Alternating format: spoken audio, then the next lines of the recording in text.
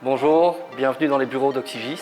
C'est une entreprise wallonne qui a son siège social en Wallonie et un siège d'exploitation à Dilbeek en Flandre. Oxygis aujourd'hui, c'est une application web et mobile qui permettent d'une part de faire l'inventaire de tout type d'équipements.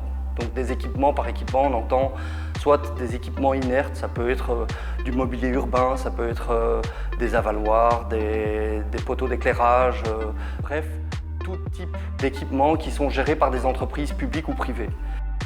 Et alors il y a aussi des équipements qu'on qualifierait de vivants, typiquement des arbres, des pépinières, des cultures. On a des clients qui font de la production de vanille dans différents pays dans le monde et qui veulent pouvoir faire l'inventaire de leur patrimoine, de leurs équipements et ensuite de pouvoir gérer et planifier tout type d'intervention, récurrente ou non, curative ou préventive.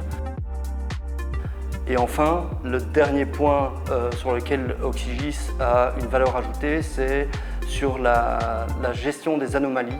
Typiquement, toutes les personnes qui sont sur le terrain et qui travaillent dans le domaine public ou pour des entreprises peuvent relever à l'aide de leur smartphone des anomalies. Ça peut être un dépôt d'immondices, un élément qui est cassé, ils prennent la position GPS ou ils scannent l'élément et sur base de ça, une intervention peut être créée et attribuée à une équipe pour venir la résoudre.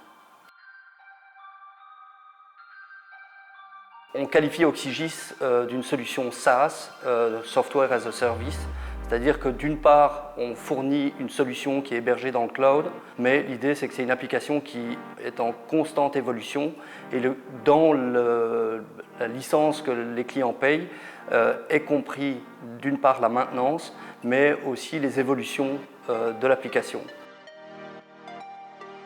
La force d'Oxygis, c'est qu'on a vulgarisé l'utilisation du système d'information géographique et de la GMAO pour rendre l'application accessible à n'importe quel type d'utilisateur. Avec un minimum de formation, ils ont l'application en main et ils peuvent commencer à travailler.